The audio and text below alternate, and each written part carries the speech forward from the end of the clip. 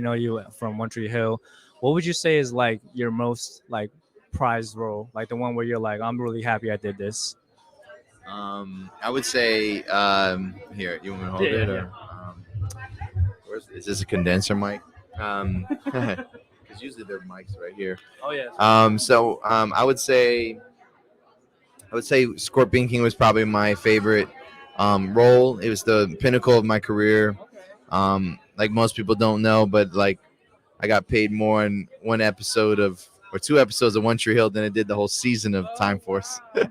So and then of course Scorpion King was my biggest pay. It was my biggest role. I was number one on the call sheet, which is a big thing when you're in Hollywood and you're number one. It's like kind of says like you're the star of the movie. So it was kind of like a really humbling experience at that moment to just be like, wow, I made it to like number one on the call sheet. And we use a thing called IMDb, bro. So in the star meter, the lower the number you are, I got as low as 58. And I was under Brad Pitt and all these big people. And I'm like, oh my gosh, I'm being searched a lot. And it was a big moment for me. And then, of course, the '08 crash changed not just the world, changed my career. And that happened the same year that Scorpion King was released. So I was building. And then the '08, they just kind of shifted my whole career with the world. But it was the thing that was like the most prized moment in my career was Scorpion King. Because I've always loved The Rock. I always call myself the Pebble. If you smell what the Pebble's cooking. And I got to play the young him and that was always cool. That's awesome. All right, I have a question related to One Tree Hill since she had mentioned it. Yeah. So I'm not gonna lie to you, that's actually how I knew you when I was a kid because there was no Asian like faces that had that kind of representation. It's either you were the nerd, the foreign kid, but you were like you hooked up with Brooke. Now I'm like as a elementary school kid, I'm just like this is not even possible. Like I didn't fathom this. But I had a question and based on like the role because I believe they didn't make him Asian, right? Yeah. And so how did you like? Did you have to do a lot of those roles where your race was ambiguous and you kind of had to play by like these ethnically ambiguous roles? Yeah, that's a great question. And actually, now it's so out there where Asians are out there. We got a lot more blacks and Asians in roles now that we didn't have before. And I was kind of that ethnic card a lot. Like in Night of the Demons, I worked with someone who was a real racist producer. I actually never got paid from that job because of it. So 70 grand was still owed to me. I think this company was Seven Arts. I don't remember. Whoever did Night of the Demons. Anyways, he was real racist. He'd come on set and say, "Get these N-words off my set," and then he didn't want to shake my hand and stuff like. So you had a lot of that going on back then. But me getting roles they didn't respect. They just were like, you're gonna be Spanish or whatever. It was like a whatever thing. Like, what I mean? Like, it's not whatever to us. Like I was like, when I got Bring It On, originally was for a white role named Billy. I got it. And they said, okay, we need to make him ethnic. So what does he look like? And then I'm like, well, can I play Filipino? Because like no one's ever been a Filipino. And he's like, I can do like Tagalog, speak Tagalog. And they're like, no, people don't know what that is. And I was like, but that's how we educate people, you know what I mean? Like, and then, so anyways, I got to be Spanish again. But One Tree Hill was the same thing. It was originally Johnny, a New Yorker, like a kind of like a Latino or Italian New Yorker mover and shaker. And then when I got it, they thought I looked more Spanish. So they called me Felix. So they changed the role. So when I originally auditioned, it was Johnny. Yeah, Johnny and Anna, but it was then Felix and Anna. It's so weird because Tagarro. Asians know you're Asian. Yeah, I know. It's so funny. Like, I know. And then but that's the thing. And I'm completely like Pacific Islander. And same thing they did when I did Hawaii Five-0. I'm Samoan on there. I'm like, come on, man. I don't even look Samoan, bro. I mean, but I'll do it. What's the harm of you being Filipino, right? I know, like I don't get it either, but that was back then. Things are changing now, which is great. And me, Dante Bosco, we've kind of in that beginning just putting our foot in the door for us ethnic community in Hollywood, and it was hard. I tell people I got Power Rangers off my first audition, but 4.5 years after that till I got on One Tree Hill, and that was 1,482 auditions where I heard the word no until I got on One Tree Hill. Yeah. Yeah, I was just gonna say because I talked to Dante before as well, and the debut was like a really hard thing for him to do because people didn't want to put money into like a full Filipino cast. You know what I mean? And I think just like him on Take the Lead, which is another movie I like because I like seeing Asian people. You know what I'm saying? I like seeing my representation in film, right? He had to play a Puerto Rican. He actually beat me out for that role. Oh, you were gonna be. We auditioned against each other, and he beat me. So shout out to Dante for beating me. That's crazy. So you both would have been Puerto Rican. That's crazy. We were always against each other, man. That episode of Entourage. Yeah. With the guy who sells the shoes. Yep, that was you. Me and Dante auditioned against each other. Dante got it again. Did you guys have like a playful because of that, or is it more so? No rivalry. It's all love, man. That's like my brother. Yeah. I mean, Dante has like a completely cool. He has a different vibe than me. So he's like that. Yo, how you doing? And he's like, it just comes off so cool. Like, you remind me of what's his name? From gosh, he hates hearing it. John, not Favreau. John.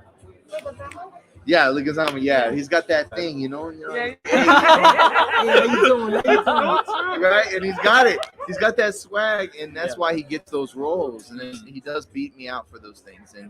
But it's all love because all of us were just excited to elevate the culture.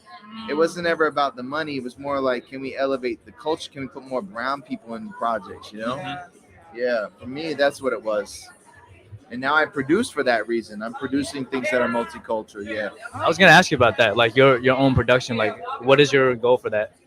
Well, now we're focused on I want to say faith-based content, but not just pigeonholed to faith-based. But I want the platform to be really good, positive content focused on families, real moral situations, things that people go through in the home. A lot of times, there's already enough movies out there about action, sci-fi, imaginary stuff, but there's not a lot of movies that show what happens when the doors close. When you really love someone and you might get in that fight and you might shake each other around or something. I mean, there's a lot of stuff that goes on behind closed doors that people don't talk about, and there's not enough content that is talking about those things, or those things where you have that dirty secret or that one person you talk to and vent to. You might have that in the home, but you don't have enough movies to kind of show other people going through those things. And I think that's why people are going through so much suicidal thoughts, or they're going through so much depression, because there's not enough content that people can relate to kind of show what these people are going through, but not make it sad. Make it kind of there's always happy and sad moments in life.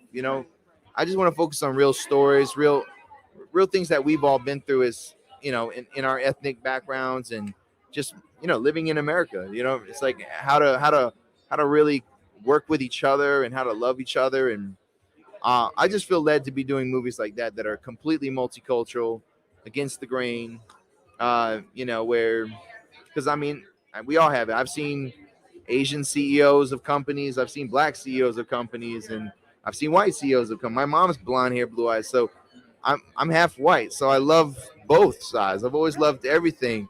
And I grew up in a world where it never was. When I got to Hollywood, they were like, you're this. You're the Hawaiian surfer dude. I'm like, I don't surf, but okay. And then I'm the Latino bad boy or something. I'm like, okay. Yeah, why can't I just be that? And I think that's a part of us.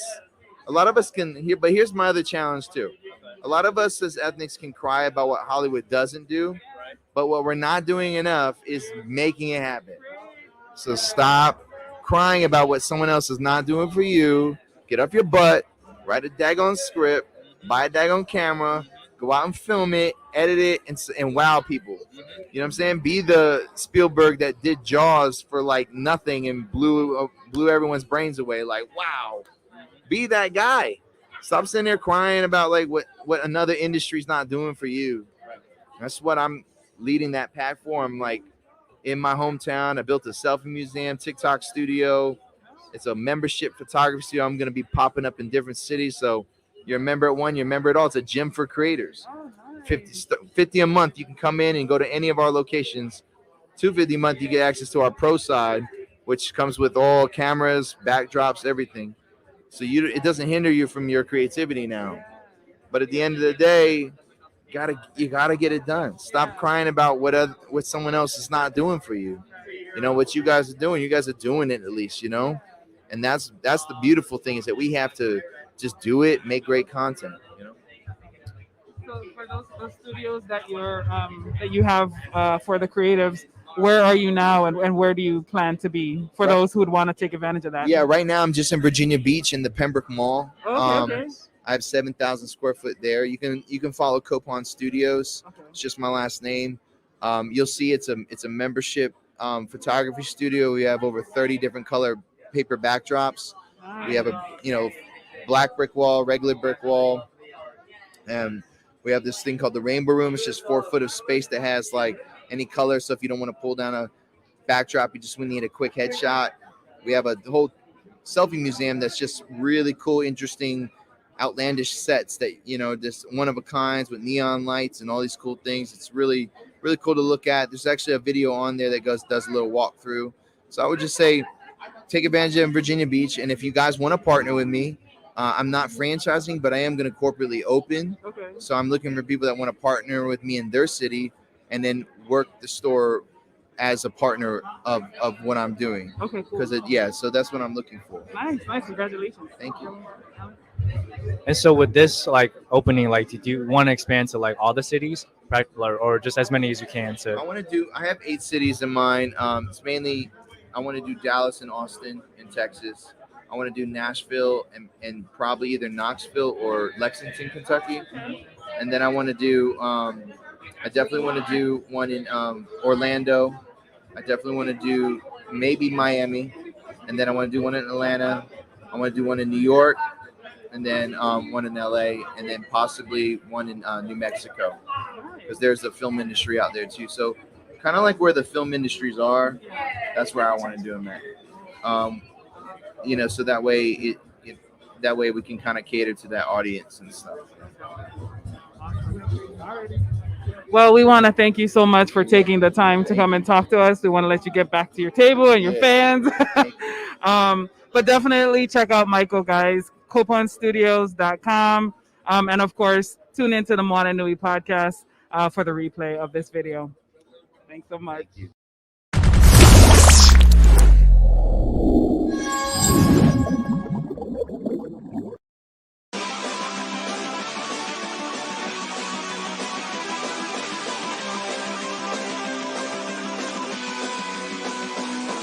Mighty Morphin when I'm touring, so put me on the poster. Trying to take over the planet like Rita Repulsa.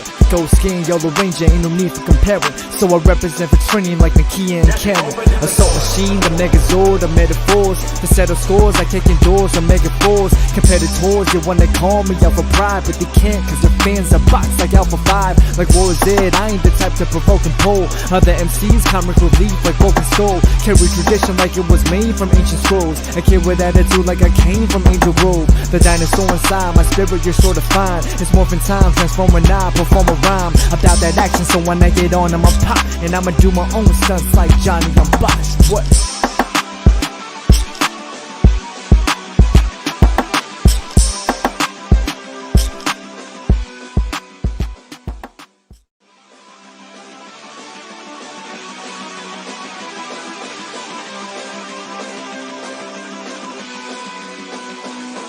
Mighty Morphin when I'm touring, so put me on the poster. Trying to take over the planet like Rita Repulsa. Gold skin, yellow ranger, ain't no need for comparing. So I represent for training like Nakia and Karen.